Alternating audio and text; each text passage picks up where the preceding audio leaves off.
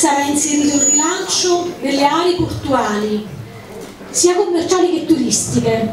A breve le navi da crociera di nuova generazione non potranno entrare nei nostri porti, nei nostri due porti principali, perché i fondali non sono più adeguati. Ci sono fondi che, se non si useranno, torneranno nelle casse europee.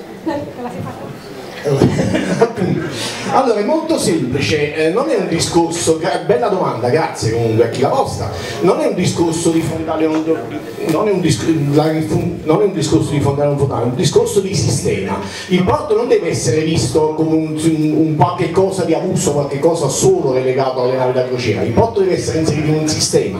Esiste un piano regionale che riguarda non solo il sistema porti ma anche il sistema trasporto. Ci sono delle attività in corso, infatti sto collaborando attivamente proprio alle problematiche del porto e degli appalti legati a questa condizione, per cui deve essere inquadrata la situazione in un discorso abbastanza ampio dove le navi da crociera portano turisti. Il turismo, la cultura e lo sviluppo economico di base è quello che può rilanciare l'economia della nostra regione. Quindi è un argomento molto fondamentale. Per la verità ci sono impegnato in prima persona e ci stiamo lavorando, insomma tutto qua, va bene così.